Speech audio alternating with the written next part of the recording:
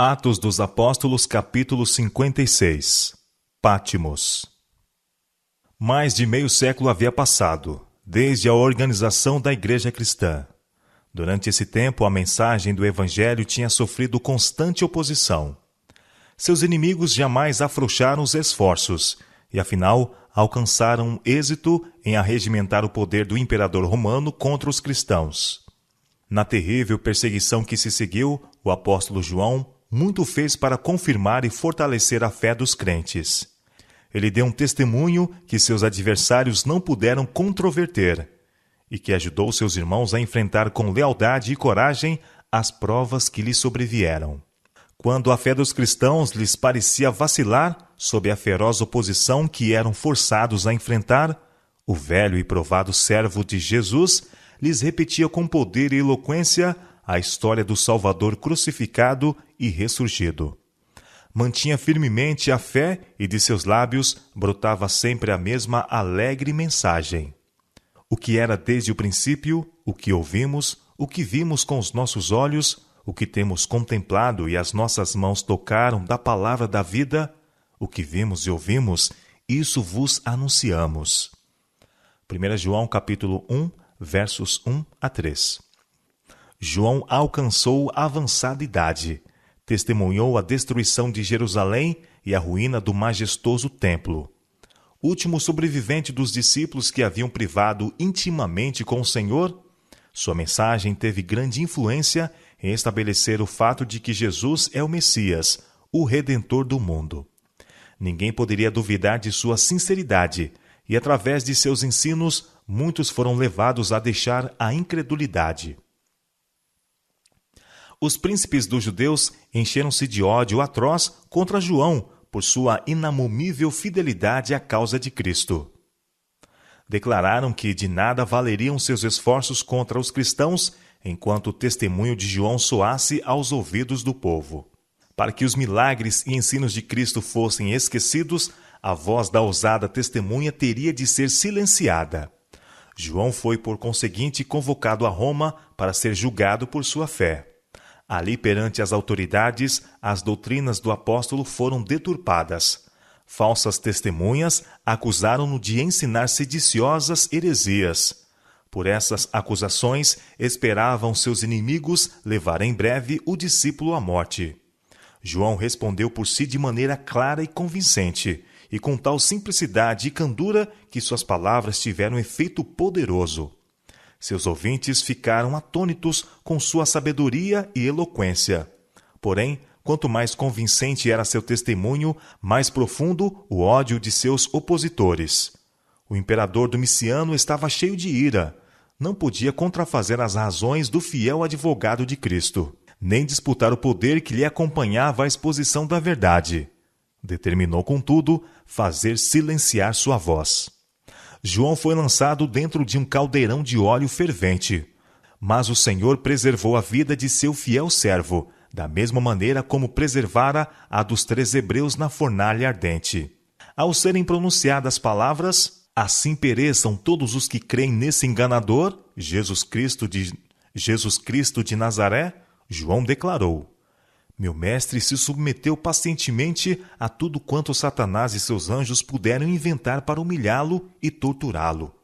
Ele deu a vida para salvar o mundo.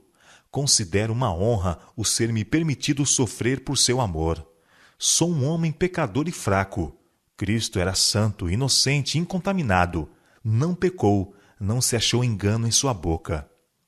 Essas palavras exerceram sua influência, e João foi retirado do caldeirão pelos mesmos homens que ali o haviam lançado. De novo, a mão da perseguição caiu pesadamente sobre o apóstolo.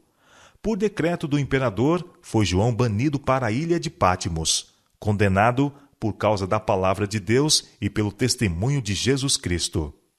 Apocalipse capítulo 1, verso 9. Ali pensavam seus inimigos, sua influência não mais seria sentida, e ele morreria, afinal, pelas privações e sofrimentos. Pátimos, uma ilha árida e rochosa no mar Egeu, havia sido escolhida pelo governo romano para banimento de criminosos. Mas para o servo de Deus, sua solitária habitação tornou-se a porta do céu. Ali, afastado das cansativas cenas da vida e dos ativos labores dos primeiros anos, ele teve a companhia de Deus e de Cristo, dos anjos celestiais, e deles recebeu instrução para a igreja no futuro. Os eventos que deveriam ocorrer nas cenas finais da história deste mundo foram esboçados perante ele, e ali escreveu as visões recebidas de Deus. Quando sua voz não mais podia testificar daquele a quem amara e servira, as mensagens que foram dadas nesta costa desolada deviam avançar como uma lâmpada que arde, declarando o seguro propósito do Senhor concernente a cada nação da terra. Entre as rochas e recifes de Patmos, João manteve comunhão com seu Criador. Recapitulou sua vida passada e, ao pensamento das bênçãos que havia recebido, a paz encheu-lhe o coração. Ele vivera a vida de um cristão e pudera dizer com fé: sabemos que passamos da morte para a vida. Não assim o imperador que o banira. Este olharia para trás e encontraria apenas campos de batalha e carnificina, lares desolados, lágrimas de órfãos e viúvas, o fruto de seu ambicioso desejo de proeminência. Em seu isolado lar, João estava habilitado a estudar mais profundamente do que nunca as manifestações do poder divino, como reveladas no livro da natureza e nas páginas da inspiração. Era para ele um deleite meditar sobre a obra da criação e adorar o divino arquiteto.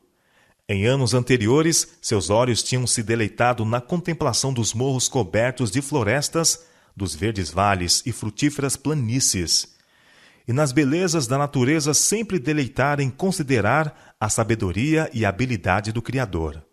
Agora estava circundado por cenas que poderiam parecer melancólicas e desinteressantes a muitos, mas para João representavam outra coisa.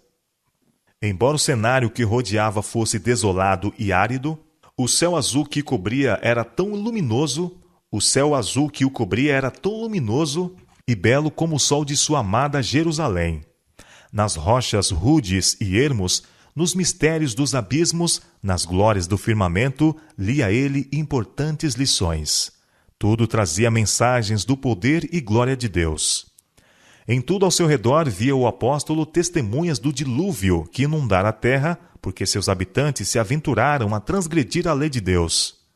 As rochas que foram lançadas da terra e do grande abismo pelo irromper das águas traziam-lhe vividamente ao espírito os terrores daquele terrível derramamento da ira de Deus. Na voz de muitas águas, abismo chamando abismo, o profeta ouvia a voz do Criador. O mar, açoitado pela fúria de impiedosos ventos, representava para ele a ira de um Deus ofendido. As poderosas ondas, em sua terrível comoção, mantidas em seus limites por mão invisível, falavam do controle de um poder infinito, e, em contraste, considerava a fraqueza e futilidade dos mortais, que, embora vermes do pó, gloriaram-se em sua suposta sabedoria e força, e colocam o coração contra o governador do universo, como se Deus fosse igual a eles. As rochas lhe lembravam Cristo, a rocha de sua fortaleza, em cujo abrigo podia ele refugiar-se sem temor. Do exilado apóstolo sobre o rochedo de Patmos subiam para Deus os mais ardentes anseios do coração, as mais ferventes orações. A história de João fornece uma vívida ilustração de como Deus pode usar obreiros idosos. Quando João foi exilado para a ilha de Patmos, havia muitos que o consideravam como tendo passado do tempo de serviço, um caniço velho e quebrado, pronto para cair a qualquer momento. Mas o Senhor achou próprio usá-lo ainda. Embora banido das cenas de seus primeiros trabalhos, ele não cessou de dar testemunho da verdade. Até em Patmos fez amigos e conversos. Sua mensagem era de alegria, proclamava um Salvador ressurreto, que no céu intercede por seu povo até que possa retornar e tomá-lo para si mesmo. E foi depois de haver João encanecido na obra de seu Senhor que ele recebeu do céu mais comunicações que durante todos os anos anteriores de sua vida. A mais terna consideração deve ser dispensada a todos aqueles cujos interesses da vida estiveram ligados com a obra de Deus. Esses obreiros idosos têm permanecido fiéis em meio a tempestades e provas. Podem ter enfermidades, mas possuem ainda talentos que os qualificam para permanecer em seu lugar na causa de Deus. Embora gastos, incapazes de levar os encargos mais pesados que os mais jovens podem e devem levar, seus conselhos são do mais alto valor. Podem ter cometido erros, mas de suas falhas aprenderam a evitar enganos e perigos. E não são ainda assim competentes para dar sábios conselhos? Suportaram provas e aflições, e embora tenham perdido parte de seu vigor, o Senhor não os põe de lado. Ele lhes dá especial graça e sabedoria. Os que serviram seu mestre quando a obra era difícil, que suportaram a pobreza e permaneceram fiéis quando poucos havia ao lado da verdade, devem ser honrados e respeitados. O Senhor deseja que os obreiros mais jovens ganhem sabedoria, fortaleza e maturidade pela associação com esses homens fiéis. Que os homens mais jovens sintam que ter entre eles tais obreiros lhes representa um alto favor. Deem-lhes um lugar de honra em seus conselhos.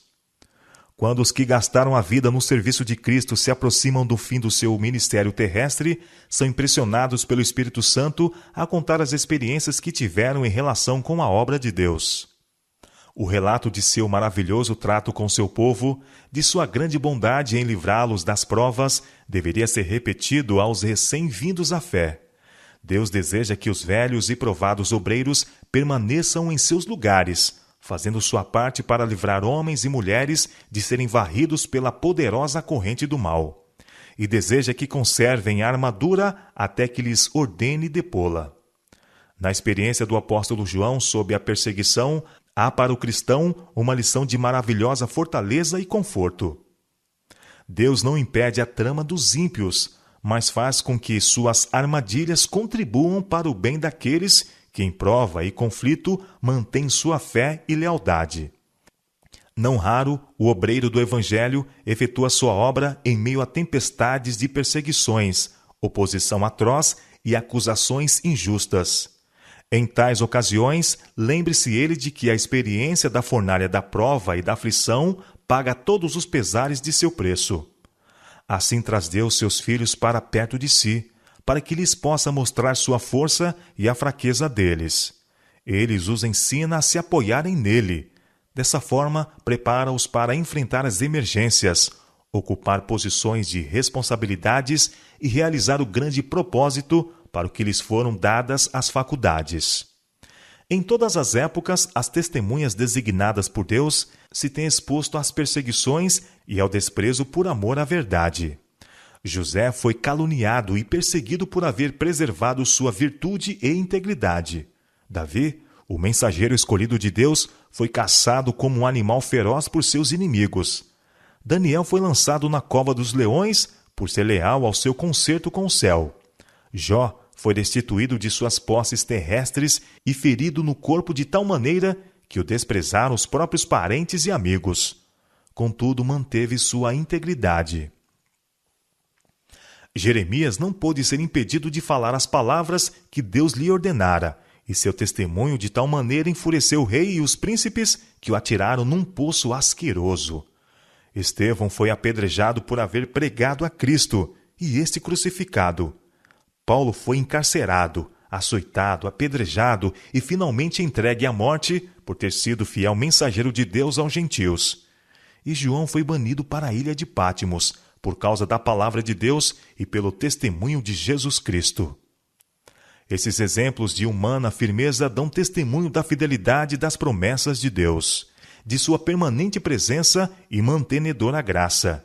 Testificam do poder da fé para enfrentar os poderes do mundo.